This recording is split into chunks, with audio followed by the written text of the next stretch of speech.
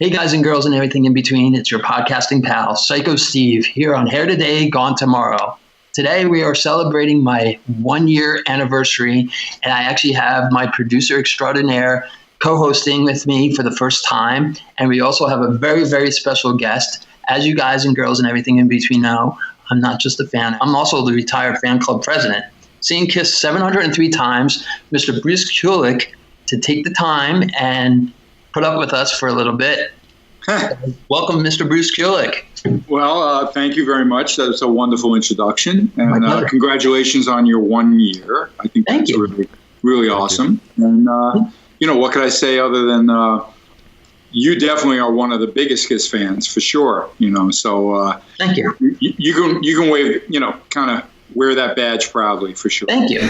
I'm not just a fan of Kiss. I'm also a fan of yours, and I've seen you in every project that you've done, from Grand Funk to Kiss to Union, Eric Singer project. So, well, it makes you an all eras guy who happened to actually pay attention to what was coming after, which I appreciate, because it is remarkable. I've been with Grand Funk, you mentioned them, for 18 years now. Terrific band. Anytime any of my fans or friends come to see, they're blown away. And a lot of times they may have heard the name or not, but they didn't know the hits that are associated with the band. So they always come away, really impressed. And I appreciate that. But it is remarkable also how many fans that claim to be a big fan of mine and they have no clue to what I was doing post, the reunion, which is, 96, which is the year then I was not going to be in Kiss anymore. Right. And of course, as you're aware, I had the band with John Corabi, Union, and we did 2 records and a live record and a DVD. And then shortly after that, besides me starting to work on solo records, I did get the offer to join Grand Funk. So I've always kept very busy, and I've always, of course, kept my Kiss connection healthy and strong. So it's been I haven't been hiding. That's what kills me when someone ever says, like, well, what have you been up to? I find that a little bit odd. But look, I know not everybody's on the radar of everybody, and with social media now and how everybody shares information, it has changed everything. We talked about that before you started the interview, how you got to support music in different ways now, because it's changed so much, when you don't really have, MTV, and you don't have even, CDs are not necessarily as popular. There are certain Kiss fans that are collectors of mediums like vinyl and CDs, but in general, you share the music more through streaming or online services, and it's really a constantly evolving thing. And I try to stay up on it as much as I can, which is why my 3 solo records are on all the digital media, and I use all those tools too when I got to prepare for gigs and I got to pull down my Kiss catalog. I could do it through Spotify, through one of the apps I have, and practice, So I get the good and the bad. I just hate that, obviously, the negative part would be that some people think music's for free, and we know that a lot of money and effort and talent goes into creating a song that you're going to enjoy, that. So it is an interesting time that we live in, that I'm just happy to have the fans. I don't even know what it is for a new band to get out there and break it. Because there isn't some of those mediums that we all grew up on, correct? Absolutely. So what age did you start playing guitar? Well, I actually probably started around 10 years old when, for me, the British invasion just started, meaning groups like the Beatles broke, and it was really quite exciting time in the music industry, or what would become the music industry in the world of music, actually. When you think about the fact that the Beatles and then the subsequent popular bands like The Who and Led Zeppelin, and then Jimi Hendrix, who might have been American, but he had to go to England to break it, all were a part of my daily diet, shall I say. And how can I tell you how much that changed my world and turned my life upside down in a very happy way. I was one of the many who watched the Beatles on Ed Sullivan. And awesome.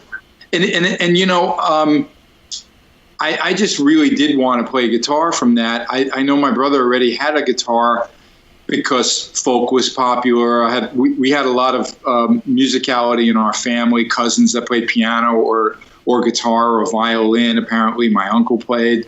So we loved music, but clearly the Beatles just made us want to really learn how to play a guitar. So I started taking lessons up the block at a record shop, Melville's Record Shop. Oh, wow. Important. I had a natural. I doubt if it's there, but still. But it was really something that came pretty natural to me. So at that point, I never looked back. I was very fortunate. In high school, I had like a day job after school so I could earn money to buy a guitar and an amp and, things like that. Awesome. I worked at the public library on Fifth Avenue, the one with the big lions. Back awesome. Then, if you were in the science and technology division, there was a few areas of the library that were reference only. Okay. Mm-hmm. So that meant you got in there and you wanted to look something up. You look through one of those file desk type things, these old wooden drawers that come out, and you're looking for a book. And then you pull that little index card out, and then I'm the guy that ran 2 blocks down, because the library was huge, to go get the book. Okay. The Dewey Decimal System. Yes. And what's remarkable is like people like Kurt Vonnegut would go in there. There was a special room that they would store bad things like evil witchcraft and bomb making and things like that, and they knew that room 113 was, you had to get an ID from the person, and they were limited to an ID, and you kept the ID because you didn't want them to leave would steal the book. You know what I mean? Obviously that's before iPhones, because you can take a picture of that shit now, right? Absolutely. Yeah, but anyway, that was probably my only other regular job at all. Everything else became music business and the music world, and I've been very blessed for that. Absolutely. Speaking of buying your first guitar, what kind of guitar was it? An electric or acoustic? Well, I was borrowing and learning on probably the acoustic that my brother had in the house, and with him being 4 years older, obviously right. He was advancing. But the first instrument that I really bought, because my brother played guitar and I loved bass too, and there was a guitar in the house, maybe more than one. I remember this cheap acoustic that I definitely started out all my baby chords on. But my first big purchase was a EB3, because I love Jack Bruce from Cream, and the bass was actually the first one. A little later on, when I realized I wanted to play guitar, I bought an SG Special that I got back from a friend of mine that I sold it to many years ago. So I'm very happy that that guitar that I practically slept with and really carved a big knowledge of playing lead guitar on is in my home. That's pretty amazing when you think about it. So I probably got it in 73. Wow.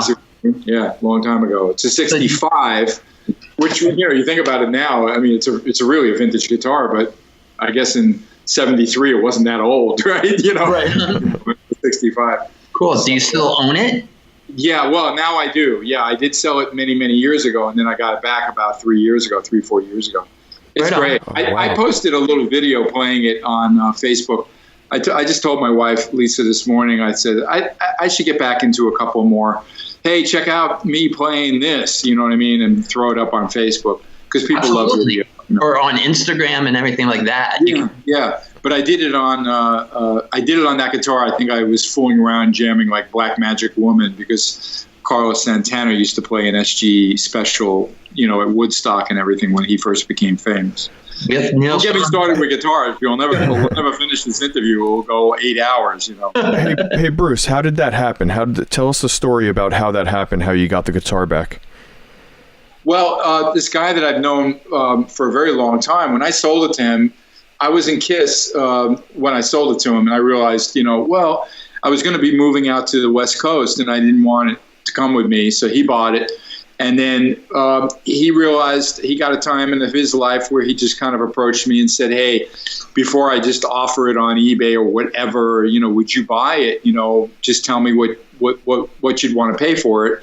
And we worked it out, and it's back home. Okay. I'm really happy about it, not only because of the sentimental value. There's a pretty wild black and white photo of me getting off of a plane, like a smaller plane in Spain when I was touring with a disco artist in 1975, George McRae, Rock Your Baby. Yep. And I'm actually carrying the guitar case down the stairs. I'm wearing this, it's so 70s, the entire photo. And it's that case, it's that guitar. And that photo, when I realized I had it and I scanned it probably about 10 years ago, I was like, damn, that looks so cool. I wish I had the guitar. You know what I mean? Right. I also found out that the serial number was very odd. It was a number that means a lot to me. So I was just really happy to get reunited with it because it was definitely a very important guitar from my beginnings of learning how to play it. Right on. Is it the same color? It didn't change much. He took care of it. It's cherry, but kind of darkened a bit. But those are great years still for Gibson and SG 65. Right. Absolutely. So they start changing the neck shapes and quality starts going down after 68, 69, and things don't come back for a while. But it's an incredible guitar. I've showed it to some friends, and they're like, "Whoa, this is like." And it's not all original, but it's the way it was all original for me. You get what I mean? I made some upgrades on it, but great guitar, SG Special. Right on. Speaking of guitars, how many do you own? Oh, I'm very proud to mention that I have. Well, I had a real problem where I just couldn't help it. My wife was only encouraging me, which didn't help, So at one point, I probably had like 175, which is really obscene. Holy shit. Wow. And I'm including like things that are out on the backline truck that stay with Grand Funk. I could have like 20 guitars on the road all the time. Some with friends in studios, but still, I had one of my buddies who's very good with financial things, and he was over the house and he said, you really should consider lightening your load. Okay. And I agreed, even though my face first went to jello, you know what I mean? But he made a point. He goes like, when you have that many, just to grab one that's maybe 5 rows back in the room, you're exhausted by the time you get to that guitar. You get what I mean? So it was ridiculous. And I got very aggressive about moving them. Probably within 3 months that he told me that, I sold like 20. Within 6 months, I sold another at least 20, 25. And then more recently, I got aggressive again because I really wanted to keep it under 100 at least, and then eventually get it down to more like 60 to 75, Okay. So I can proud to say that I'm under 100 and it feels good.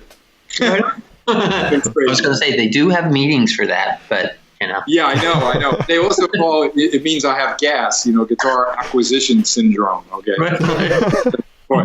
My disease, Now, other guitar gearheads, they get it. They absolutely know the problem and why. And look, if I wasn't, a career guy and actually making a living playing guitar, I know there's guys that are just so rich and they figure, well, I could put money in the stock market or a boat or 3 homes or whatever, but I dig guitars, so I'll have 200 guitars, you know what I mean? And I get it. But at least I have that excuse that I also recognize there were times when you used to go into the studio and you want to bring 25, 30 guitars for all the different sounds you want to do. And nowadays, you don't always go in the studio. Sometimes you're just recording on your home, with software. Right. And to be honest, you don't really need 25 or 30 to be versatile. You could probably do it on 12 and still be really versatile. You get what I mean? Absolutely, 100%. Of having, I need a telly with a rosewood neck. Oh, I should have a telly with a maple neck. Oh, I need one with the humbucker too. You see what I mean? And just in one category of a guitar, you could suddenly have 5 variations, and it goes on and on and on. So, yeah. I'm less than 100, and the goal is another 25% down at least. Okay. Yeah, well, my birthday's in June, so. Oh yeah, I got you. All right. So besides bass and guitar, because I know you've played bass on several Kiss tracks and other bands and stuff, and guitar, what other instruments do you know how to play? I play a little bit of piano. I had to take piano lessons to be in the music department, classes at Queens College, where I went for almost 2 years. And so I got a piano, and I haven't kept up with it, and I desperately need it tuned. But I remember a funny story was back in the like mid '90s or a little earlier, when there was a time when I was friends with Nikki Sixx, and I remember we'd get together. Sometimes I'd be over his house during some holidays and stuff. And I remember one time he had a baby grand in this beautiful home that he had. And I sat down and I played a couple of the songs that I learned and I studied and practiced, which was part of my, kind of, I didn't forget them yet. Right. One was like a kind of a beautiful piano arrangement of Misty, an old jazz standard, American standard songbook kind of song. And then I could play like a Chopin thing because I was studying some classical stuff to learn how to read and do all that. And he was just like freaked out. But the funniest thing was like, now if he said to me, all right, let's jam, I would have been like, I wouldn't know what to play. So I knew those things. And, but it's always been valuable because it's been another instrument that I can communicate well with a keyboard player because I understand it. But I do regret that I haven't kept up on it. But I still have the piano in my home now. So I got to get it tuned though. I really do. Because didn't you play keyboard on Reason to Live?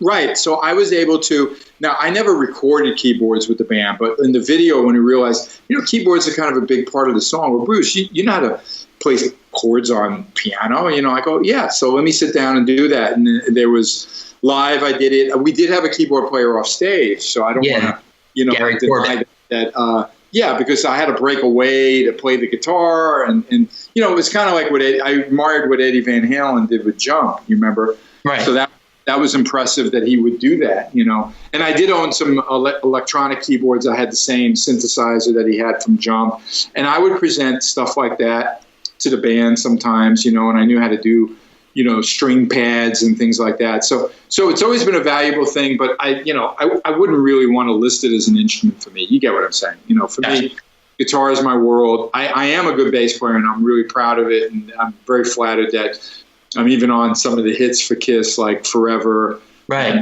On even Psycho Circus, I played bass on. It didn't sit in the box set that they put out, but I know how to imitate Gene well. Every time I look at you, the Detroit Rock City song, I played bass. I was just about to say the one that Diane Warren wrote. That Diane Warren song. And that was really cool because Paul didn't want the band to really play on it anyway. So I was like another session guy, just like the other guys, that played. You see what I mean? And then even on Paul's solo record, Live to Win. I wanted to play guitar. He didn't want me to play guitar. He liked the way I played bass. So he told me to play bass. Okay, I'll play bass on these songs. Sure. I guess I always enjoyed working with those guys, and they know how to communicate with me well, so it always worked out good. Right on. All right. You mentioned other family members besides your brother and yourself being established musicians. Was there any other?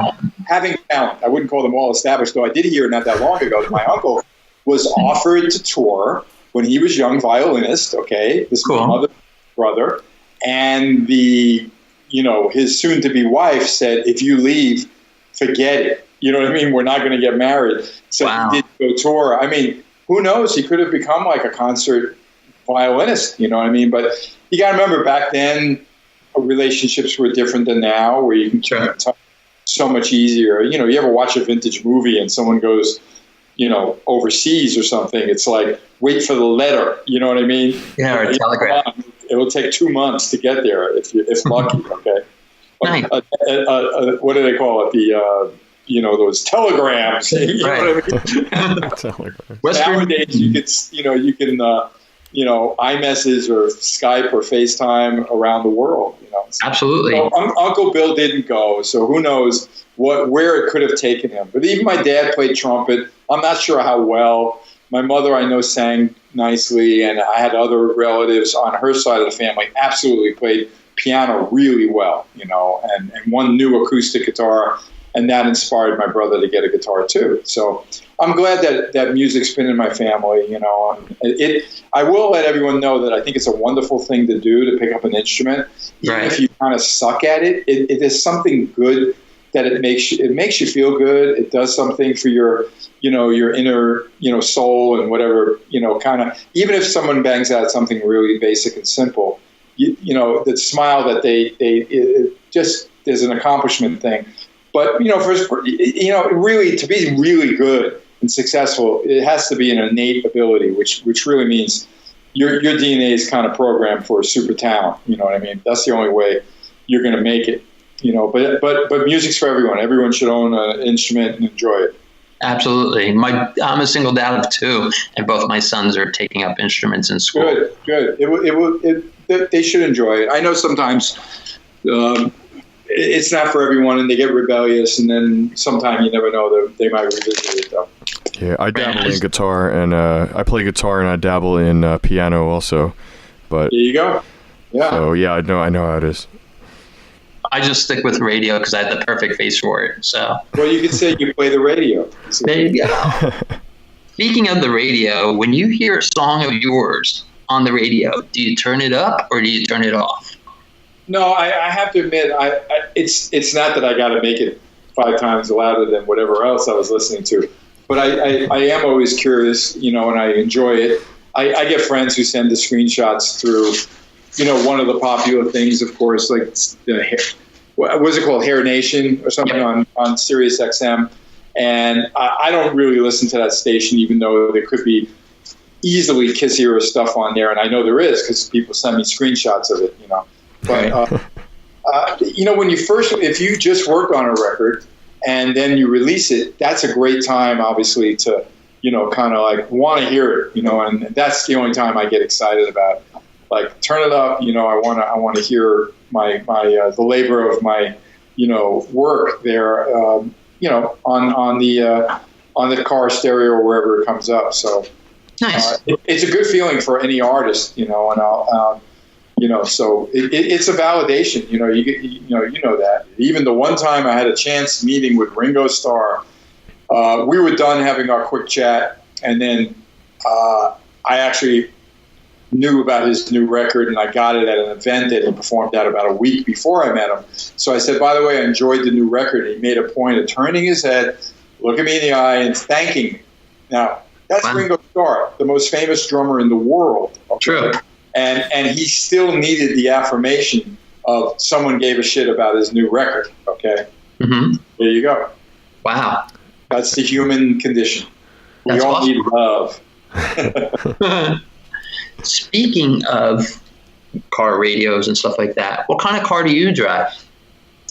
I'm a little snobby, and I've always, as soon as I actually could afford it, I love a Lexus, okay? I'm not a, you know, fancy sport car guy or Ferrari or any of that stuff. So I love sedans because I'm 6'3", although I rented recently, I had to do running around, and actually I had to do with moving around guitars and things, and I was able to rent an SUV, and I was so stoked. I had a giant Explorer, and I was like, when I ran into Eric Singer with it, he was like, you know, those are cool. You know, the police, they use those vehicles, a little different suspension, but they use those, you know. So, and my wife's kind of pushing me that the next car should be an SUV. So maybe it will be a Lexus SUV instead of a sedan. But I love the GS because it has a lot of features on it. Nice. But, you know, look, cars are very personal. I have friends who could afford anything, and sometimes their choices, I really scratch my head. You know what I mean? And obviously there's people that can't afford that much, but you'd be surprised when you can get a hell of a car, you know, for not that much. You know what I mean? So, you know, if you shop wisely and don't do it, you know, irrationally. Just like guitars, you can buy a $200-300 guitar that plays well. So, right. Yeah, definitely. Keep that in mind. All right. Let's see. Other question. Although my guitars are worth more money than that. Okay. Especially that SG, I'm sure. Yeah, especially that SG. Yeah. And my Kiss guitars, of course. Right. Well, do you still own? Let's see, because you used to be endorsed by Gibson when you were with Kiss, right? Well, or ESP. I wouldn't say I was endorsed by them. Paul at times would play, you know, Les Pauls and Gibson stuff, and we were given the red carpet treatment when we went there in the mid-'90s, and we did a gig for them at NAMM when they did it in Nashville once, and of course Gibson's pretty iconic in Nashville for many, many years, even though they started in Michigan. Right. But ESP was the first brand that I really got endorsed by, and I'm still with them after all these years. Right. So very beginning with Kiss, I owned some Charvels, which were made by Jackson. Right, Japanese. And I did enjoy them. They were very rare. He then sold the company and started doing Japanese issues of those kind of guitars. And by then, it was 85, 86, I got involved with ESP because they started to, instead of being just a parts guitar company, became more competitive with those kind of metal super strats, you know. And actually, even Eddie Van Halen's Frankenstein and everything, or that Kramer that he was famous for, a lot of those, all the parts were made by ESP. Oh, wow. You know, with the big headstock, they called it the hockey stick headstock. Yeah, the Frankenstein you're talking about, right? Yeah, Frankenstein had that, yeah. So I actually, and I'm glad you brought up guitar manufacturers, though, because I did go back to ESP and ask them to do a short run for me that I was going to sell myself. It had nothing to do with any stores or anything. It could only available from me, from my website, via my PayPal. I was a one-man operation, and I offered 12 what I call the banana guitars. Yeah, the yellow one. A very close copy of the one on the back of Crazy Nights, right? And I still own that guitar. I still record with that guitar. I'll never tour with that guitar, but there it is, you know. And it came out great. They sold in one day. Instead of like looking at like, okay, let me order another 12 or another 24, even though I had a waiting list, I wanted to move on to another model, actually. And I did. I will be introducing another one from an earlier era, actually, from Asylum. I had a ESP that similar Strat, one pickup, Floyd Rose, that was a multi-swirl paint job on it. Okay, the one that you used on Who Wants to Be Lonely video. Yeah, exactly. Wow, you're definitely a big disc. Yes. So that one, I saw pictures of the prototype, and you're getting the information very fresh because very exclusive. I've only told my inner circle people. No one, I haven't really talked about it yet. But I did see the photos of the prototype, which are very promising. Generally, knowing how it went with the banana, right? You see the prototype, you make some changes. Usually, you get a second one, and then you're ready to make the order. Okay, so more than likely, they won't be ready until the first quarter of next year. Okay. But I am really excited about it. But it didn't prevent me from moving forward, making the Axe Heaven mini guitar version of the multi-swirl guitar. And that prototype was awesome. And obviously, only being like, I think they're 8 inches or something like that. Yeah. Not quite the challenge as a full guitar, you know. So those are being manufactured now, and I should have them pretty damn soon. Okay. So I'll be offering those. And the full guitars sometime in 2019. And that's pretty exciting. And I hope to do other models with ESP. Okay? Right on. Because I know that fans, I was a little shy with the banana one. I've had a lot of people that sell other things that are KISS related bring up to me that, why don't you do this? You could do a Bobble Doll of you. You could do this or that. And I'm always like, you know what I mean? Right. And when I finally got kind of pushed in the direction of the Axe Heaven kind of mini guitar thing, even then, as much as I agreed and I wanted to do it, I didn't order as many as I should have, okay? Right. So I was a little bit conservative and not sure. And I sold out of those in 3 days, okay? Wow. Over 100. And I'm certainly not going to be as shy with the multi-swirl, okay? Right. I'll order more. But I do want to keep my items limited. I don't love, and I've had some of the KISS fans remind me that they do love that when someone does a limited run, and then they sell out quickly, they don't then do this like, all of a sudden they flood the market with the same version, really. You know what I mean? Because it takes away that specialty of the limited type of thing. So I think there's enough things for me to explore that I won't feel like I'm missing out, you know what I mean, on offering things. And I'd rather keep it limited, you know. So I'm working on that, you know, kind of approach to it, okay? So it's all about, for me, you know, quality, not quantity, keeping things limited, offering the fans something really, you know, awesome that they want to display and own. Or Gene play. Taught you well. That's a full guitar. Gene taught you well. Good job. Yeah. No, I mean, those guys are masters at this. And the KISS brand is iconic with anything competitive in the sense of a marketing, you know, magic, you know, which is why they've been branded on thousands of products, as you know, and things that are not music related. I mean, Hello Kitty, you know what I mean? Come on, you know. So they're really geniuses with that. But I would want to mention the only other like merch item that I want to be bringing up today is, I've had it for a long time, but I had to close my store for a busy summer and the fact that I moved recently. Right. And all that prevented me from ever having my merch store open, which it usually is all the time, you know. And I'm working on a new website design, which should be ready in November, which will be brucekulick.com, actually. A fan gave me that name. Okay. Wow. They heard me talking about it on a podcast like I'm doing with you. Right. The guy was like, wait a minute, that's wrong. You know, why doesn't Bruce have brucekulick.com? Well, you know what happened when the world, you know, the wild, wild west, as we call the World Wide Web. Right. And, you know, these people got real smart to, I'm going to copyright these names and grab those domains, you know. So a guy in Norway who's a tech guy who I did get to meet, and I was very kind to him, of course, because he did me a huge favor, him and his lovely wife. I saw him last year when he decided to reach out to the people that owned it. You know, they probably, I'm sure he paid for it, but it would have been a little less probably than Bruce Kulick asking for his web domain name. Right. Yeah. So anyway, that was really kind of him, and that made me want desperately to do a new simplified dashboard style website. I'll always keep the old HTML link as an archive because there's a lot of stuff there, you know, through the years. But the new site will open up in November, and I'll also be offering, because I created BK3, the album that I sent you, that track that Gene Simmons kindly sang for me. Right. BK3 came out in 2010, but it wasn't until like 2012 that I offered it in vinyl. Okay.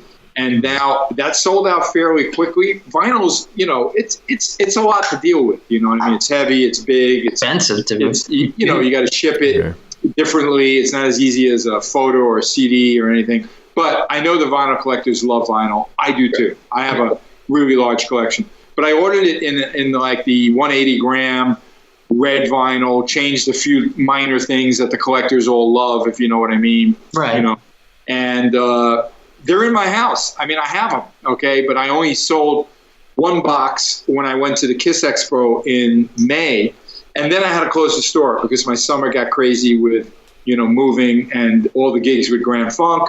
So I'll offer it, I think, and you tell me if you agree. It's red vinyl, so why not offer it for Christmas? Because it's red vinyl. You know what I mean? Right. I think so.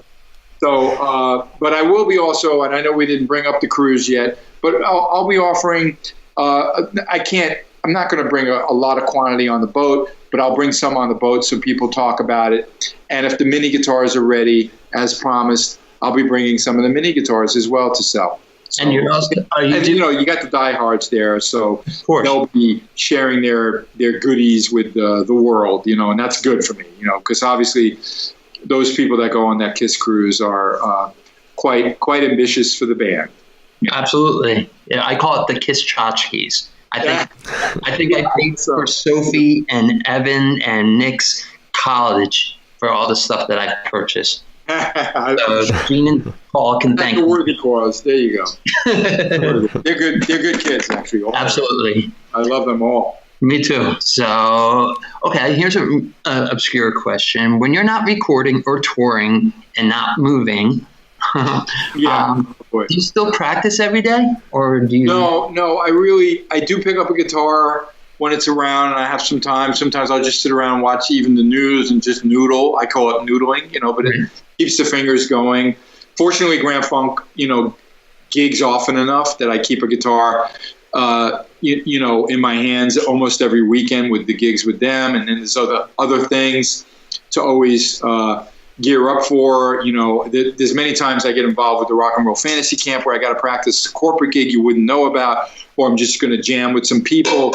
So, you know, there's always something that sessions too that I was quite happy that last year I did quite a few sessions for people. So there's always a reason to keep limber and keep, you know, playing, but it isn't an everyday thing. I will be honest. Now knowing that I have some other events coming up at the end of the month, as you know, Right. I'm absolutely, keeping a guitar and trying to play every day I can. Obviously, I had to go to LA to do some, other kind of stuff. I couldn't exactly take a guitar with me in practice because I was doing different things, but yes, I do like to keep the fingers limber. Gotcha. Jay and I got an opportunity to interview one of your former bandmates, Mr. Sandy Gennaro. Wow, I had a dream about him last week. That's so weird. So, here's the question. Any chance of a blackjack reunion? Oh, well, look, you got the 800-pound gorilla who has to answer the question. His name's Michael Bolton, okay? Well, you guys... Michael still swore to me like 3 years ago, maybe 4, that he's going to do a rock album, and he's calling me, okay? So the phone hasn't rung, okay? But I know there's some labels that have honestly chased him down and thought like, wow, okay, do a rock album. Well, he's dabbled in a lot of things, and he's been really tremendous at everything he touches. I really very proud of him. I always supported him, and he's been, he's an inspiration too, because we worked really hard. We hit walls with blackjack. We went through the trenches, and we didn't quite make the success we wanted to, but working with Michael was another thing that another feather in my cap that really helped show me the way, Absolutely. So, Bruce, your brother also plays guitar. So, who is the better guitarist between the two of you? This question, Jeff. Well, look, I'd rather, people ask me even in tell me your favorite drummer of Kiss. And all the drummers of Kiss had their own thing. And I only got to play with Peter the one time on MTV. But obviously, if they wanted me to compare the two Erics, I'd have my opinion, but I hated to do it better. Now, this is a personal question. I will answer it, but I'll sum it up that I looked at, when I started learning guitar and everything, and I looked at my musical diet, I did want to play more styles than my brother, okay? So I was into some progressive stuff like Yes, King Crimson, bands like that, Now, Bob loved Frank Zappa and stuff like that, but he didn't understand why I'd want to, maybe learn some of Steve Howe's riffs or Robert Fripp. What the hell is he doing? Mahavishnu Orchestra. He loved them too, but I would actually try to learn some of it. So I do feel in some ways that I've always been a little more versatile than him, only because of my passion to study a lot of different type. And then again, I got to give my brother credit. There was one style that I felt he so excelled at, and that would be this kind of Leslie West, this very, very pointed, lyrical, melodic lead playing, which was his great stuff that he did on Kiss and any of the other, things that he got involved with. And Bob does that really, really well, to the point where I've always admired it, and sometimes I was like, wow, that's a great riff, I wouldn't have thought to play that. So I do feel like I was influenced by him, or I could play some of those things, but I felt like what I'm trying to describe to you, and it's harder, it was almost easier to play you the riff than, off the record. Let's say some of the riffs he played in Goodbye by Paul Stanley on the solo record. That's the definitive Bob, And I love that stuff. So I felt like he excelled on that, and I just have always tried to be a little versatile, though. For all the years in Kiss, they did ask me to do a lot of different things. That. I had to go from, really flashy playing in the beginning with Asylum all the way to a little more meat and potatoes on Revenge to grungy stuff on Carnival of Souls, and throw an acoustic solo on Forever. You see what I mean? So they got to tap into my versatility, which I always felt I got a chance to shine with for them. And that meant a lot to me. Speaking of Michael Bolton, who wrote Forever. Co-wrote. You better fix that. Right. Paul. I know. I don't want to slight Paul. Of course. And I don't blame him. Yeah, I heard when Michael would say, here's a song I wrote for Kiss. No, here's a song you wrote with Kiss. Okay? Or rather with Paul Stanley, So I remember that bothered Paul. And I get it. But who knows? I wasn't there to get in the mud or the sandbox, whatever. So besides the Kiss cruise, are you going to participate in the End of the Road tour? Have they asked you? $1 million question, huh? I wish I had $1 for everybody that's asked me this since they announced the freaking tour, okay? And your guess is as good as mine. So I don't know if I could collect the dollar bills from all those, but the point is, I have to admit that I think this is a wonderful time for the band. If it really is a bookend and it's going to wrap things up, and it could take 3 years, who knows, And there is the opportunity that I'm a part of it. I welcome it. I won't be pissed off if I'm not included and they do it differently. But I do know that the band clearly is understanding. I knew it from the Hall of Fame debacle, Right. because it was very clear to Paul and Gene, and especially Paul, how upset he was that they wouldn't include myself and an Eric Carr. We know he's not there, but we know how many records were sold. Eric Singer and the current with Tommy Thayer and all, and the fact that they the Hall of Fame ignored it. So I know they're very aware of that. Kiss is not just the current model or the original band; it's all the years. Hence, the tour. This cruise is called Decades at Sea. You know what I mean? Which actually with Ace and myself and them, there it is. You couldn't cover those eras better than that. So we'll see what happens. But your guess is as good as mine, really. All right, here's a really crazy question I have to ask because, like I said, I am Psycho Steve, and I don't go with the norm questions. Vinnie Vincent, I asked Mark Slaughter this. Here's another $1 million question. Vinnie Vincent, guy or girl? By the way, I just saw Mark. He does scrap metal sometimes in addition to his own Slaughter gigs. Yeah. And it was great catching up with him. It's so funny you mentioned him. He was also at that big Kiss Expo in Indianapolis in May. So, right. He still's got it too. He sang great. Pipes are incredible. You know what? I hear things. I don't really want to comment, to be honest, because since I can't ask for a X-ray of him, through the body scan by TSA. I don't know what to say. Right. I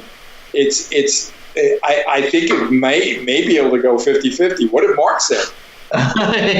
He took the high road. He said no comment. He doesn't really care because Vinny kind of slandered Mark. Yeah, I caught that. Yeah. And Mark did the right thing, and he said, Mark doesn't get in the gutter, and I don't either, and that's why I would think some fans should ask Vinny at an event, and no one has, I don't think. You know what I mean? But you know what? And even if it was true, it doesn't matter. We're in this era now that everybody. I proudly bought the Equality shirt from John Barbados. You know what I mean? Right. And the truth is, people should be whatever they want to be. It's really an incredible time in the kind of history of the world when you think about it. Just think about the restrooms you can go to now and go like, oh, I don't have to wait for the men's room. I can go in this unisex one. You know what I mean? Right. So who cares? Absolutely. So when you're not performing and not touring and not practicing, do you have any hobbies? Well, I do enjoy, there are certain TV shows that I'll love to watch. I love listening to music, in as much as that's related to my career and inspiring to my career. I'm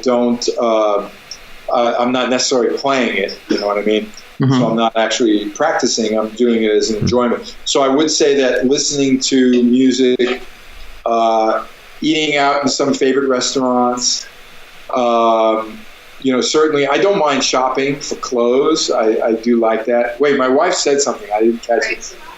Oh, well, she wanted me to mention that I do love and enjoy listening to Frank Sinatra, which is true, because that's a whole new vocabulary for me of music. Right. There's a whole era of amazing songs and stuff, and the whole Rat Pack thing is very inspiring, actually.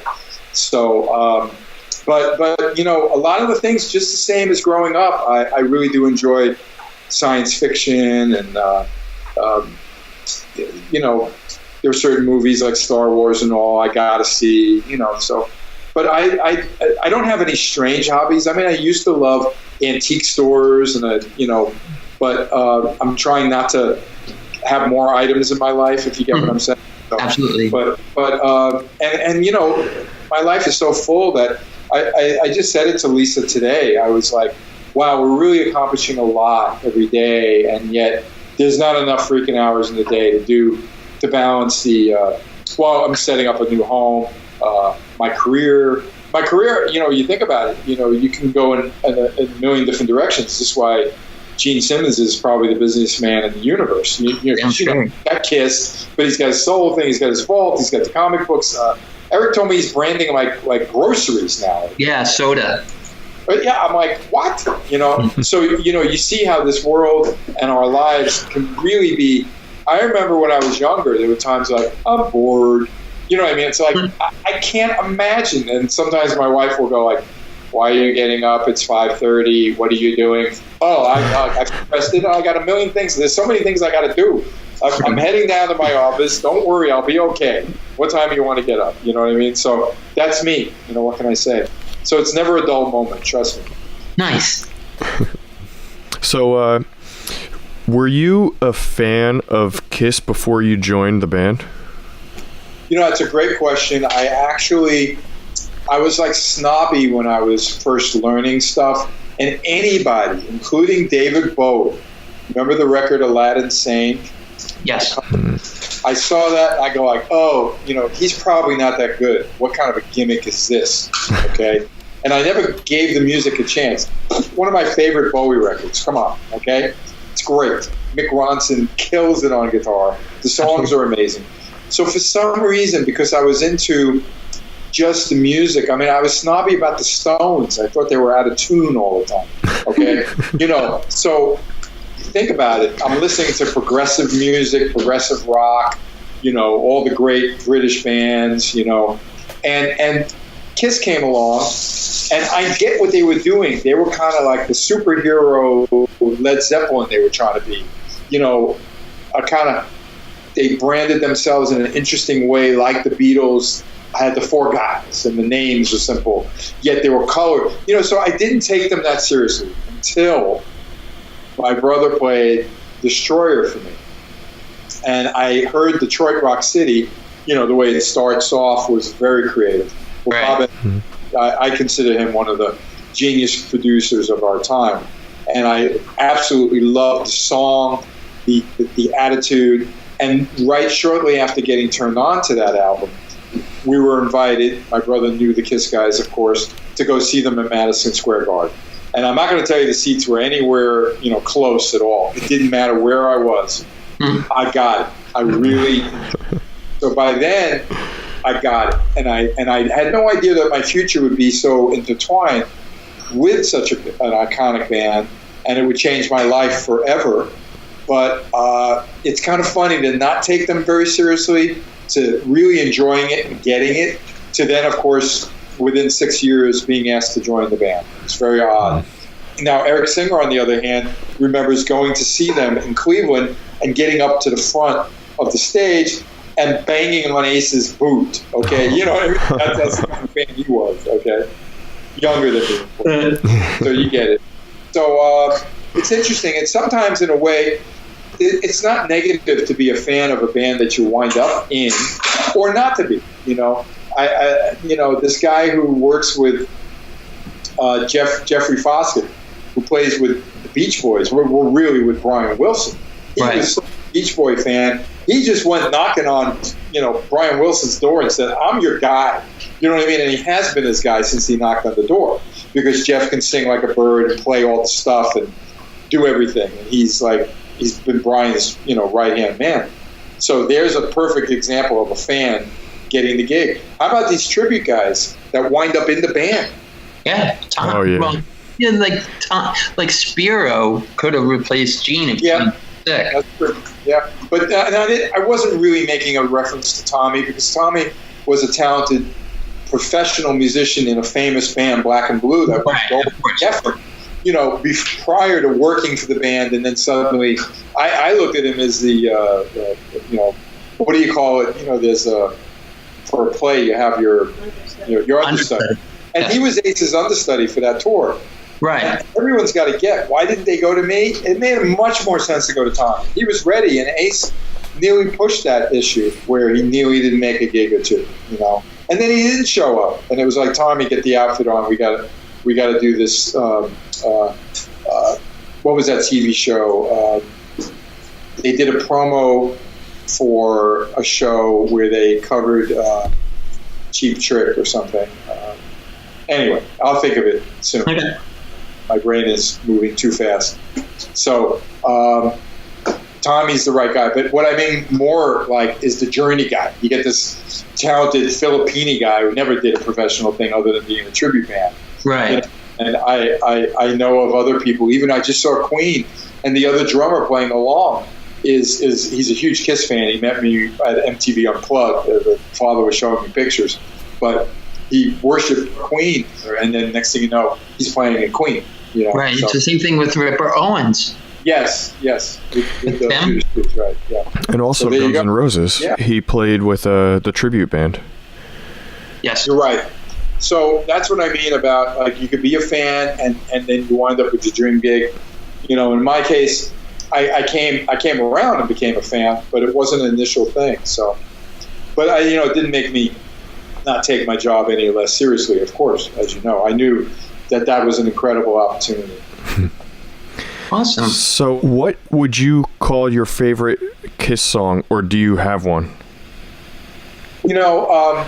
Obviously, there's certain highlights through the years that I was in the band. It's not that I didn't love some of the songs that I did later on. I remember the first time I learned 100,000 Years, I thought, oh, that's amazing. I Want You. Oh, my God, this song's amazing. You know what I mean? Because they weren't always staples in every tour. So when we touched upon it, I was like, I love this song. This is cool. King of the Nighttime World. We didn't always do it, but I did do it. And I loved it. So my wife calls me King of the Nightlights World. I love having nightlights in my home. Anyway. Just to let you know, Jay, that came off of an album. This is going to really blow up the internet.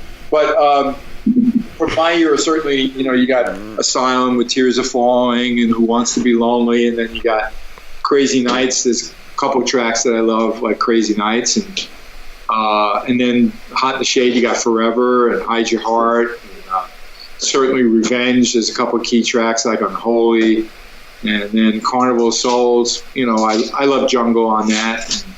And, so through the years, Unplugged, I was proud of everything I did on that. Live 3 is the supercharged version of Kiss doing, old and new, great stuff on there. So lots to be proud of, really. My songs went from Unholy to Forever. Think about it. Couldn't get any different than that, Yeah. All right, I got time for a few more, but my wife is cooking a yummy dinner. Awesome. What time's dinner? Okay, so besides the former members of Kiss, your current bandmates in the current band you're in, who are your rock star friends? Like, do you actually call anyone that you could say, hey, let's hang out, let's go grab a beer or whatever? Right. No, that's a good question. It's interesting that probably Eric's my closest, and I know, of course, he's in Kiss, but I'm not in Kiss, so I have to admit that I probably socially see him the most, okay? Right. And I know there's some other guys that I've, generally I get to see quite a few really cool people like Rudy Sarzo or Vinny Appice or Appice, depending on which one. And when I do things for the Rock and Roll Fantasy Camp, so we wind up working together in things. There was a time when Phil Suzanne and I were doing a lot of different, a little bit of hanging out here and there. But, in general, I can't think of too many others, that Eric's the biggest one. And that's, believe me, a whirlwind. I don't need too much more. I dream of the others, like I told you, Sandy Gennaro. I'm hoping to stay in touch with Mark Slaughter more now, though, because he and I hit it off really well. I hadn't seen him in quite a while. So. Yeah, because you guys toured together in 90. We brought that up, too. The Hot in the Shade tour was really, really a lot of fun. That was Eric Carr's last performance, November 9th. Carter and Winger. I remember when I used to keep in touch a lot with the drummer from Night Ranger, Oh, Kelly Keegy. Yeah, Kelly, yeah. And I guess the other guy that has been reintroduced to my life that I always kept in touch with, but who I have seen a few times recently, is Mark Chatfield. Now, he goes back to the Bob Seger, and that's who he's gigging again with. Wow. He tours with Bob, but he did play with me and Michael with Michael Bolton solo. Right. We've always kept in touch. He's a big guitar nut and owned Cowtown Guitars, which was a famous store. He sold it years ago, but he and I have gotten a chance to hang out a bit recently. So Eric and Mark have really been the ones. I'll see him on tour because Grand Funk, we have some Seeger dates this year. Sweet. Yep. Now that you live in Vegas, are you going to do Rock the Vault? That's funny you mentioned that because I did talk with, I ran into Blas, Elias, and who else was it that works with the Vault? Well, I know Andrew Friedman.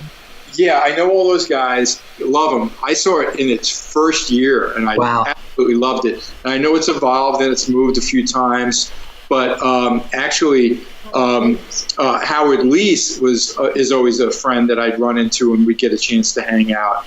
Cool. And Howard, he's doing Bad Company right now, and I'd rather go down and see it when he's back in the band. And I'll probably get a chance to hang out with him then too, actually. So that's kind of cool. So yeah, I want to go see it, and I'm sure they'll always like offer me to come in and do it and everything and sit in or whatever. So I'm looking forward to that. It sounds exciting. Right on. Yeah, I love Robin McCauley and great singers. Really great. I got to see one with him last year, I think. At the Whiskey, there was or a year and a half ago during a Christmas thing or something, and Robin sang a couple of songs with me for this Northern Light Orchestra, which is a terrific charity for people that have drug problems and things, and it's they do this thing through a boat angel. I don't know, it's great music. Whenever I get asked to do it, I really enjoy the music. It's good stuff. Melodic rock, and Robin's a killer singer. Absolutely. I got to see Schenker. Right. All his singers. Oh, wow. Doogie White, Macaulay. Right. It was pretty impressive. So Graham Bonnet, was he the other one? Yes, Graham was. Yeah, I ran into Graham not that long ago, too. Yep. He's 70 years old. I know. He looked great when I saw him. So I'm like, I get winded when they run my credit, and he's running around. Yeah. I'm like, what? So, if you could play with any musician, dead or alive, who would it be? And why? My fantasy band is always Paul McCartney. I know he's alive. Okay. Right on. And then I would, of course, I'd play second guitar, but I'd love to play with Jimi Hendrix. He's one of my heroes. I certainly would love. I thought Bonham was such an incredible drummer. Love Paul Rodgers to sing.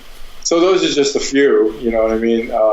There's a lot of, I did have like some big bucket list cross-offs by jamming with Jack Bruce and Simon Kirk. We jammed at a London rock and roll fantasy camp. That was amazing.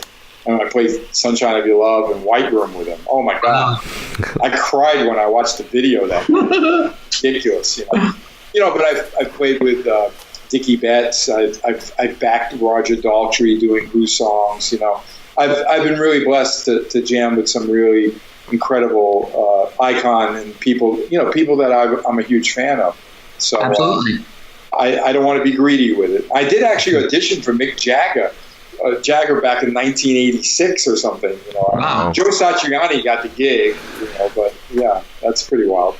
Huh. That's cool. Wow. Just were going to let me do the tour if it happened. It was interesting. Wow, that's very cool. Well, that's someone that they had to tip their hat to. Come on, Mick Jagger. Doesn't get much bigger than that. True story.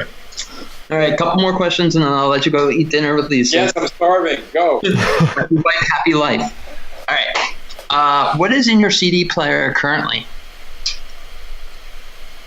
I think because I recently discovered the more vintage Frank because I really love Frank Sinatra from the Capitol years, which would be like 52, 53 until Reprise. There's Reprise years that I love too, but there was some magical years there with his catalog that are my favorites. But then I knew those songs. I got to wear out those songs so much that I learned every nuance of them, that I realized that a lot of those songs were written even in the 20s or the 30s or the 40s, so he did them in the 40s, okay? So I'm going through the Columbia years, okay? Wow. So I have a 6-disc CD, and this morning when I was setting up my computer finally, which is how I was able to send you the MP3, I was listening to one of those Columbia year Frank Sinatra, and it was amazing because he did do some of the songs that I know so well from the Capitol years, and every nuance different. For me, that's no different than when the Beatles did Anthology and they showed different versions of the songs that you only know the way you heard them. It's wow. You know what I mean? You go like, wow, you know. So, and then, of course, there's other songs that he did that he never got to in those other years, but that's in my CD player, believe it or not. Awesome. I got to see him live for his 75th birthday. I am very jealous. Okay. Very jealous. So has anybody ever said to you, hey, Bruce, Kulick?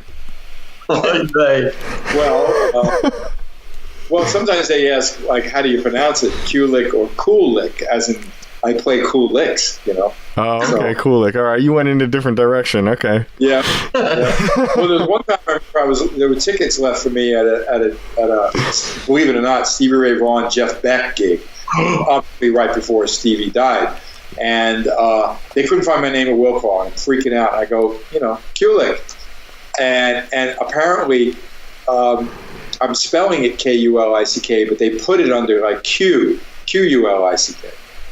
I'm very careful with it. So there you go. Wow. Okay. Kulick. But I think you were making a joke with, do you lick? Or I don't know. I like that lick. Yeah. It's a really interesting name. It's a Russian name, but over there they spell it a little different. I remember there was a famous ice skater that Kulik. You know, I see it misspelled quite a bit, but whatever. Anyway. But it's an odd name, but I'm the one Kiss guy that didn't have to change his name. That's pretty cool. Absolutely. Yeah. Has it always been spelled that way, or like in history did it change? I think when my grandfather came, I guess they wrote it down right, because you know they'll change a long Polish name. All right, you're Smith. You know what I mean? You know. Yeah. No, I get it. That's what they used to do back then. I had my grandparents, my grandfather and his brother came over together, and they got logged as two different last names. So, but they were brothers. Right. There was a lot of shit going on. Yeah. Maybe that's the problem with Vinny Appice and Appice. Never mind. Oh, yeah. They have their own issues. All right. Since you're a native New Yorker, are you a Yankee fan or a Met fan? You know, I was both in a weird way. I mean, in the beginning, you had to be a Yankee fan, and my grandfather actually owned a dry cleaning business near Yankee Stadium in the Bronx, and he used to do some of the uniforms, is what he told me. I'm not saying I saw them, but I did see his business one time when I was very young, and it definitely was modern enough and fancy enough to do the uniforms, you know what I mean? Wow. But then when I moved to Queens, I lived not far. I lived in Jackson Heights, not far actually from Shea Stadium. So I certainly became a Mets fan, and I remember going to see them in the bleachers in '86. Whatever year it was where they turned it around at the end, and all of a sudden they went on to the World Series. You know what I mean? Yes, '86. Yeah, and it was an unbelievable World Series, right? Wasn't it the most exciting baseball ever? You know, the series. Sure. Yeah, the ball went through the guy's, glove or whatever, and it went to the game. Something. It was just iconic. Anyway, so it's both, but then I lived in L.A. long enough that I had to become a Dodger fan. All right, come on, and I even did the Star Spangled Banner acoustically with a Coast Guard singer who has an incredible voice at one of the July 4th things. So that was a real thrill, I got to admit. Cool. So what's next for you? Well, wrap this up. I have more Grand Funk gigs. We play quite often. Right. You can always visit grandfunkrailroad.com for the dates. And we can gig any month. Okay, we don't just gear up and go on tour. It could be any month. And like I said, we have like 3 Seeger gigs that will be opening up in November and December too. That's exciting. But I'm very excited, of course, about the Sold Out Kiss Cruise. And the night before, I get to perform at a American Diabetes gig in Fort Lauderdale, which is not far from Miami, of course. And I'll be performing there, and it's going to be amazing. The set that I've been preparing is really wonderful for the Kiss fans. I'm not going to give anything away yet, but I'm just saying it's going to be really great to represent my era of Kiss, which has a lot of albums that songs were never played from. You know, right? So it's pretty exciting. I'm really looking forward to those gigs, and then what 2019 can bring, you know, because obviously all summer with the move and how busy Grand Funk kept me, I couldn't kind of plant the seeds that I like to do. But I will be, there's a lot of exciting things on the horizon that I can't even imagine, and some that I know, but I can't talk about it yet because I didn't put it in motion. If you get what I mean. Gotcha. Yeah. And now that you live in Vegas, we just interviewed Todd Kearns, and Brent Fintz lives in Vegas, so you'll be able to see him soon too. You know, and I have to admit that they're a big part, and it wasn't professionally necessarily, but a big part of what brought my wife and I here. They were on the, they've been friends of mine for years. You know, I worked with Brent back in Union, and I've jammed with Todd many times, but many times when we chatted, they would bring it up, like, you should move here, it's really cool. And I couldn't leave LA while my mom was alive, and she lived a long life, but she passed away in April. Right. And sorry for your loss. It only took, thank you, but it only took a week for my wife and I to look at each other and go like, ready to move to Vegas now? You know what I mean? And we put that plan in high gear, and that's what happened. And it's been a whirlwind, but all for the right reasons. And, what can I say? I'm very excited, that there's plenty of musicians here, as you know, but it's still entertainment and close enough to LA, and it's got the big airport. It's never been about the Strip. It's just been more about that. LA, I kind of outgrew LA. I don't want to trash LA. I can tell you things that started to bug me in the last 5 years that were more severe than prior to that, but I really wanted something that's still exciting, but that does have a slower pace. And that's what it is. Also, the taxes are low. So I've been told. My accountant told me that. Shh, don't tell anybody. I'm sorry, the Jew and me came out. Sorry. Yeah, the Jew and you. There you go. Well, thank you again. We very much appreciate it. And as Make sure you mention, of course, my Facebook. Nothing's changing there. Everybody knows the official Bruce Kulick. And please remind everybody about BruceKulick.com will be live in November. But right now, it's just at Kulick.net. Okay. Right. And it will always redirect and all that. And thank you for having me, and thanks for being one of the big Kiss fans that have seen 7 million shows. Okay. And thanks for having me on your 1-year anniversary. I appreciate it. My pleasure, and thank you for making it happen. Okay. All right. Thank you very much. I'm glad we got it going. All right, guys. Have a good one. All right, you too.